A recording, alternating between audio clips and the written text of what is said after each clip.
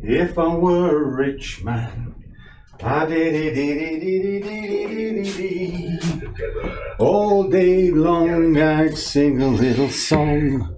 If I were a wealthy man. Ha! So, coffee with Scruff. Saturday, going to be a little bit different today. Normally I'd wander around the house and give you my thoughts. I do know the power of the dark side, and that's why I'm about to tell these good people what it is. Roll the intro and we'll get into this.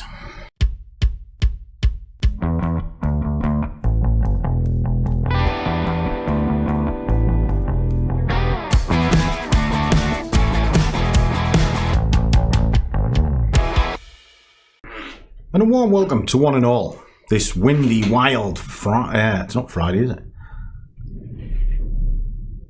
And a warm welcome to one and all on this wild Saturday, and it is wild. But the charts can be wild as well, and that's what we're going to talk about. And the wild, because I genuinely think you're looking in the wrong place. And I did a poll based on what was in the Discord about this. Here, I'll quickly show you it, and then we'll get into it a bit more. So here we are, little Jim Bud. Little salute to you, my son. I still hate you, you good looking little sod. You want to see him, he's like 40, 50-year-old or something, and he could pass for a 20-year-old. He really could. You know, he's like Scandinavian, Netherlands, Holland descent, and they're all good looking buggers over there. They genuinely are. They're not like us Brits. I mean, look at me, I'm in shape. Well, some sort of shape, just happens this week shape's a sack of spuds. But I still love you, kid. I genuinely do. And what he brought up was a really good thing. Apart from one part. He says, have you ever made a vote for most things your students struggle with? I don't have students. Fuck no! I'm not a teacher. I show the guys what I do, and I've put together modules for them, etc. But I'm by no means a teacher. Okay, I'm just one of the guys who does the job. Is it the loss? Is it the charts, etc., etc.? And I thought it was a really good idea, so I dropped it down into here, and it was just kind of the rough things that people ask me about the asset, market charts, fibs, entry, target, etc., etc. And what I found curious was the easiest thing on the chart, which is the easiest thing, is what you find most difficult. Now, the next one was planning, which I can go with. And the thing is, only one person had a hard time marking charts, which is odd, because if you can mark the chart, you've already got your entry. The fibs, yeah. Assets, yeah. Target and stop, yeah. Go with that. The emotions, definitely. And it's the emotions of loss was the big one. And that is true. But planning was next. Okay. But while we're here, one of the reasons that is probably high is I set up Wear the Scruff because I was asked to do it, and you can find it either here or on my website, depends on which way you want to go. But I can also track how many people watch it and when they watch it. What? About 80%, easily 80%, they'll come in and they'll go, bloody hell, I'm not sitting through 50 odd bloody training courses. Where's the 15-minute vid that just shows me how to get in? Oh, here we go. No, that's your first failure. And I have many an argument in here with these. And there's a lot of people leave the group because they don't like the answer. And I'll touch on that as well, because ultimately, if you think this is easy and you're going to find it in a 15-minute video, you are a dickhead. Jesus Christ, dude. And you genuinely are, because you're not putting any work in. You're doing nothing. And I often say, go work at McDonald's. And you've had guys and they go, wears thin. I don't give a shit. I'm right. You know, what wears thin is when I try to show you something, you don't pay any attention to it. Then you kick off because you haven't put the work in. If you put the work in and you still fail, there's something else at stake. And it's normally your mindset. You're gambling. And gamblers will never make it. And I've got to bash that out of people. I genuinely do, because that's the only way you'll survive in this job. But what happens is they'll go, right, okay, I can't be bothered with setting charts up. Journals, who gives a shit? Position size, I'll max it out because I've got the leverage. Best trades to time, well, just when I'm in front of the screen will do. Types of trade, I want to be in and out on a minute chart. Who'd be stupid enough to do that? Justify, stupid. Pre-market, couldn't give a toss, just press the button as soon as I'm in. Window of the world, got no idea what correlations are, so they don't know how one product affects another. Pick the best day trade product, in other words, which is the best of the day. Nah, I'll just tick whatever I fancy. Narrow down into a single product. Nah, can't be bothered to do that. Marking up the key levels. It's a waste of time. I'll just look for one of these fabled fair value gaps. Well, they're a load of crap. Validate the levels. If it's there, it's fine. Trading arena. Got no idea what one of them is. Anchor charts. 5 minute will do. +1, -1. I can't be bothered to do multi-time frame. Trigger charts. Oh, I'll look at that one. Trigger charts, great. Right. Draw the golden eye zone in. I can't be asked for that. Bollinger Bands. I might look at that. RSI. I might look at that. How to draw a fib. Maybe. Sensible target. Bollocks to that. I'll swing at the fences. Sensible stops. I'll just stick a huge one in. 400 pips. It'll be fine. They've done studies, 60% of the time, it works every time. That doesn't make sense. Scruffy madness. Ooh, might look at this because that's how the fat fella makes his money. I don't understand that. Well, ladder trading. Oh, bloody hell. I don't understand the relay race on that one. Trigger point. Oh, I might look at that. Trigger candle. I might look at that. Staying longer. Can't be asked with that. Key entry point. Yeah, I might look at that. Mindset. Scrap that one. Read the conditions. Nah, I can't be bothered with that. When to stay out. Oh, definitely not looking at that because I need to get in. Bring on the dancing girls. Get rid of this idiot. Fuck you. Off. Fixed stop rule. Might look at that. Power of 3. Got no concept of that. Oh, here we go. Here's some strategies. Not bothered about no man's land. The whip. The whip's a bit odd. Death cross. Everyone knows death cross. River. Oh, I quite like river. Push. I like the push because you can get in and out straight away. Oh, news trading. Oh, there it is. There's the one. Everybody just dives in on that first. And you know what? Every single one of them that went to there first fails. Holy shit. Every one. Because behind it is 38 other modules that get you to that point. And without those modules, you have got no idea what GoldenEye is. You'll have no idea how to trade the news, how to set a Bollinger Band up for a Bollinger Band stretch point. You won't understand how to work a fib properly. You won't understand how no man's land works as a trend or the river as a trend following. None of it. So really, when you're missing points out, that's why your entry is wrong. Because your entry, believe it or not, is the easiest part of the chart. The easiest part. Let me give you some examples. And then I'll kind of tell you where I'm looking. Just give me a second while I pick this up. Okay, so if I fire that back, and if you hear the wind, I've tried to put a bit of noise suppression on, but it is wild here today. This is a basic chart, current chart, okay? And you're thinking, well, how do I get in? Where's my entry point? Well, the first thing is you're probably looking on the wrong chart in the first place. Everybody thinks your entry should be down on a 5 minute and everything. No, what you do is you fine tune down there. Your trade and your entry points and why you're willing to go to market is actually higher in the chart. And it's like the older thing, because there's more information in a 15-minute chart than a 5. There's more information in an hour and a 15, a 4 more than an hour, and a day more than a 4. But then you can get too far out, and if you're looking at a monthly chart, well, it bears no relevance to the next hour. So you want that Goldilocks situation. Not too cold, not too hot, just right. And your hourly is probably the one.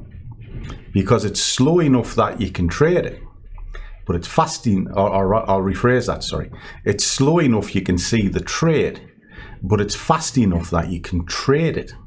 but it also gives you the key entry points, and then you would just drill in. So if I looked at this, there's various entry points you can use. Well, the first one, of course, is you can just flick a coin. Shall I go, yes or no? That can be an entry criteria.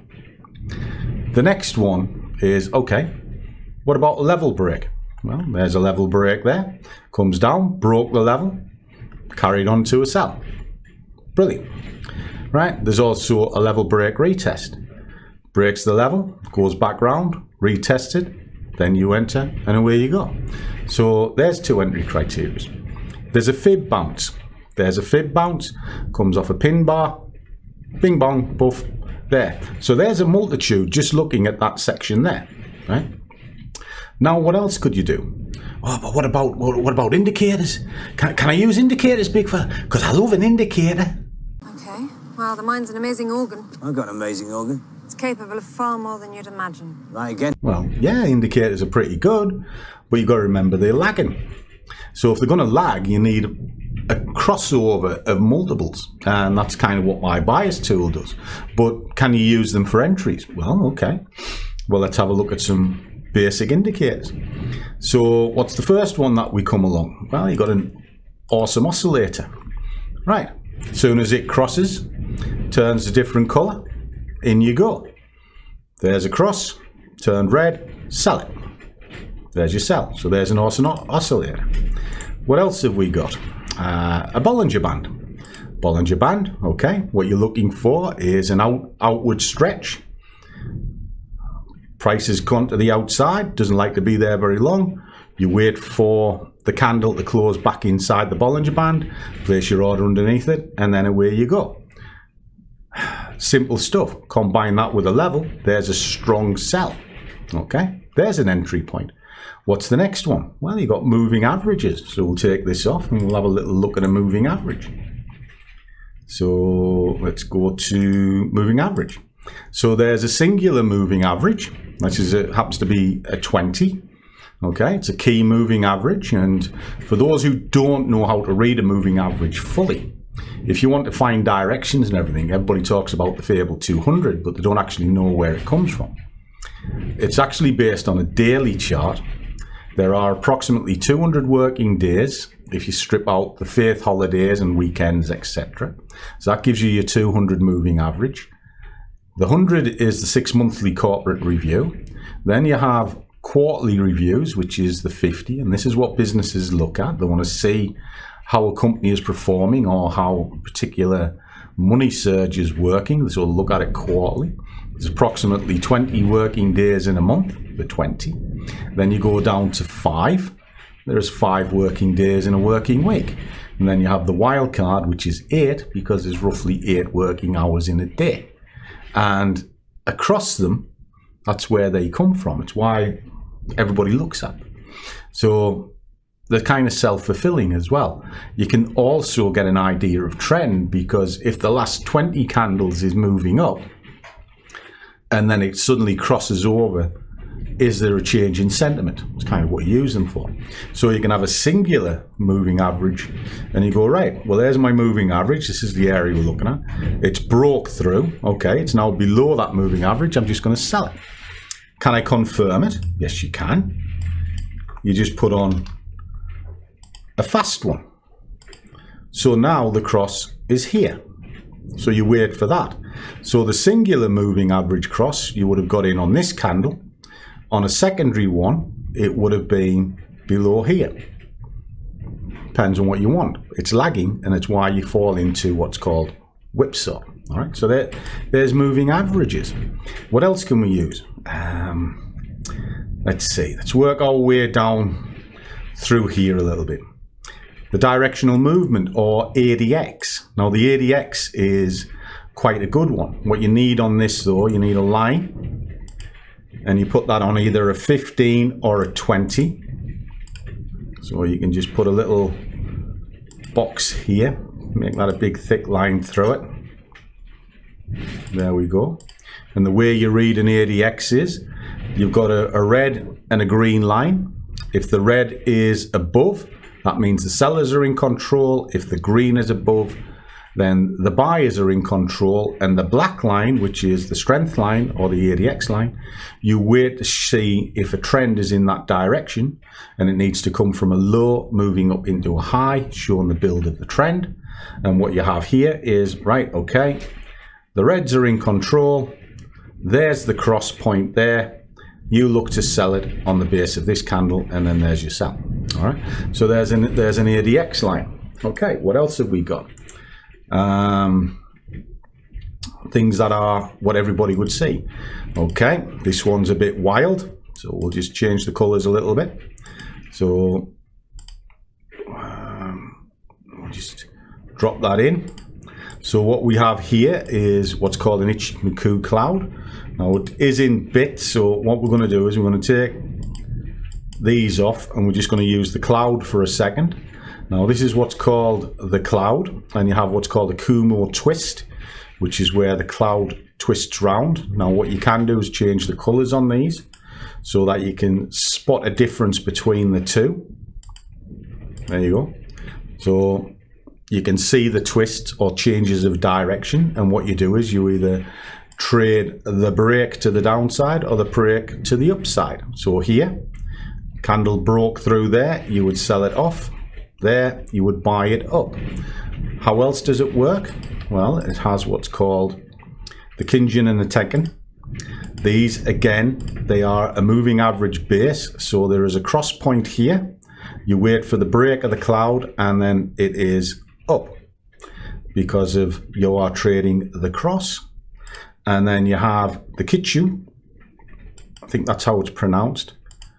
As long as that is not inside the noise, in other words, it's stepped back away from it because it's set 26 periods back, it shows the trend. So when that comes back into the candles or the noise, the trend is pretty much over, and as you can see, it was. So that's a good tool to use. Okay, what else have we got? MACD. Well, MACD is relatively simple. Various settings on it. You can have Fibonacci settings, which is the ones I prefer. Or you have the standard settings, and again all you're looking for is the cross of these two lines. There is there, so the red line is pushing the green line. You can also see it down here in the histogram. When it's high, you want to be looking to sell. When it's low, you're looking to buy. That's the rule of thumb, but you can actually just use the crosses as well. There's the cross, it's looking for sells, and the sells came in, took a little bit of heat, and then down it came. All right, but they're all lagging, so it's why you use combinations. What else have we got? So we're at the MACD, we've done the moving average, pivot. RSI is a good one. Now the RSI has 3 settings. Well, it's got more than 3 settings actually, but the main ones are 5, 14 and 28. There are a number of ways you can use it. When you're on a 14 and say a 5, you can use the extremes and the center cross. So it's high as it is there. We know it's going to change when it comes back into range. There's your entry point, you sell it down. A weaker version is when it crosses through the middle. If it's on a 28, you're really only looking at the middle because it takes forever to get to the top. Okay, so that's another way of doing it. There's all ways you can do these sort of things. And case in point, I can kind of show you something. I've actually got a trade on as we speak. This is a small account, it's on Bitcoin. There's a trigger point, break of the level, break. There's my stacked orders, and it's coming in right now, so I'm quite happy with that. So there's a live trade running using similar criteria. Right, what else have we got? I think we'll just do one more, then I think you might have got the gist. Stochastic, everybody knows stochastic. There's a couple of versions of it. There's the slow and the fast. This one happens to be the fast. The slow is a 14 period, this one's a 5, but the principle is the same. You're looking for either the extremes or the crosses. Now, if it's a cross in an extreme, it becomes stronger. So there's the cross, breaks down. The dotted line is pushing the solid line down because it's above it. It's selling. Isn't that simple? I'd buy that for $1. All right. So tell me, why is that entry hard to do. It's not. It's not hard at all. The hard part is probably the one thing that nobody actually considered. Well, we're waiting. Direction. You know, you mark a chart, you can see where all those levels are. You've already got your entry point. If you've got your direction in place, your proper direction, this is done through multi-time frame, and that comes under your planning and various other bits and pieces that was in that poll. The entry is not the hard part at all, you know, because if you think about it, if you look at a chart, and I'll quickly show you this one again, and I'll just take this away, you can see even on here that is a general uptrend at this moment in time. Right? So if you were coming into this in and around this area, you've had all of this time to figure out that it's an uptrend. Okay, and that you can do through multi-time frame analysis, +1, -1, all time frame trading, look to see what the relationship is to a fib, understand where the strength is in the market, etc., etc.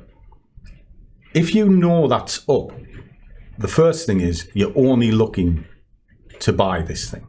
That's all you're looking to do, just to buy it. So straight away, you've halved the entry criteria because you're only looking for buy signals. So if that's moving down and you buy on a red and you sell on a green, and what does that mean? Well, if that goes down, you put your order above the candle, and that means in order for it to be triggered, it has to go in the direction you're talking about. So if you see an entry criteria here, you can follow those reds down as a buy. It'll get triggered in here and it'll give you a better price to move up. If you just bought it there because it's green, well, now you've got to bear this heat. So there's different elements there as well. But look, this is a buy trend. It moved up, it went down, it moved up, it went down, it moved up, it went down, it moved up, it went down. If you had your direction in place, it'll forgive the bad entry. So the entry is not the problem. The problem, my friends, is your direction and what you want to do on the day. Now, the next part of that is you can actually trade any direction you want on any day. Why? Because as you've just seen in that chart, it moves up and it moves down. It genuinely does.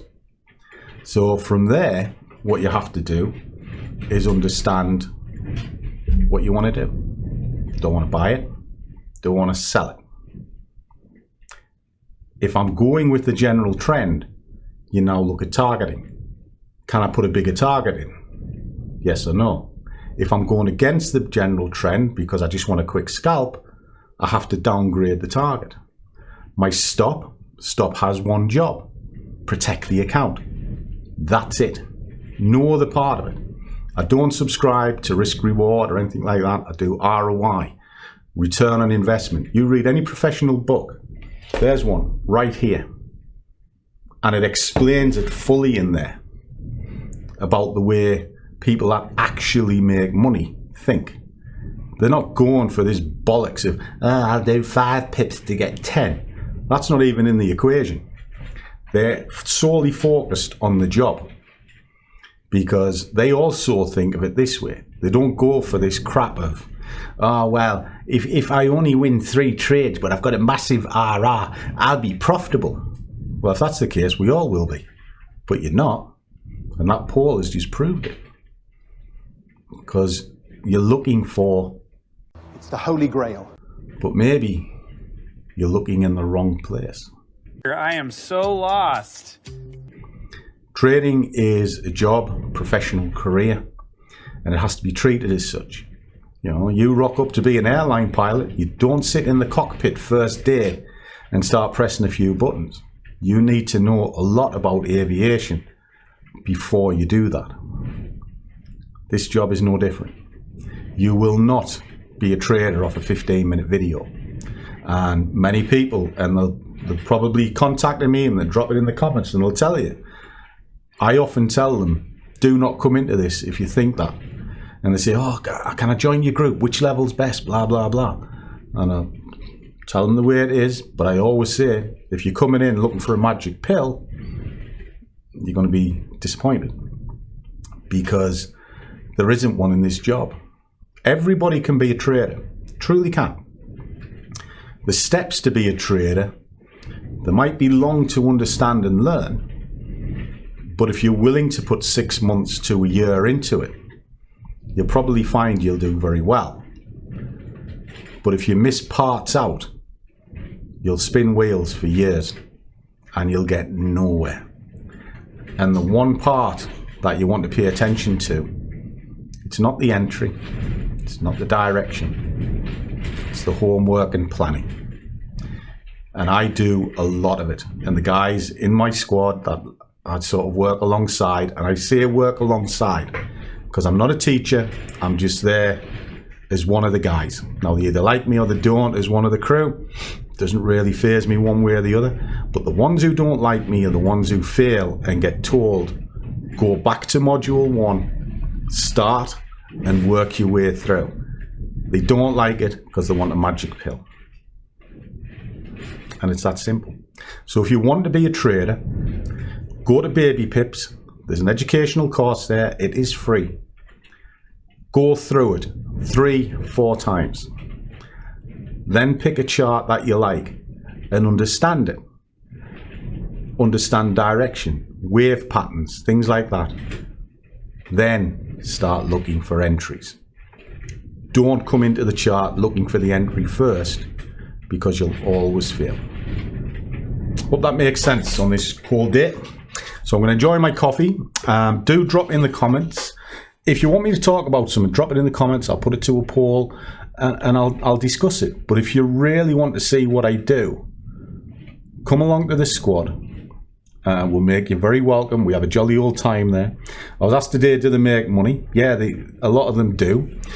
And that's why we do Scruff in the Sun. So if you go through the videos, you'll see we have Scruff in the Sun. Well, we went off to Spain together. And we're actually away this weekend together. And we're in Stratford upon Avon. If they weren't getting anywhere, they wouldn't come. Simple as that. You get out of it what you put into it. And if you're willing to put the work in, you're going to get a lot out of it. So as always, guys, trade well, keep your risk managed, but above all, do what you love, and the money will follow. See you all in the next one.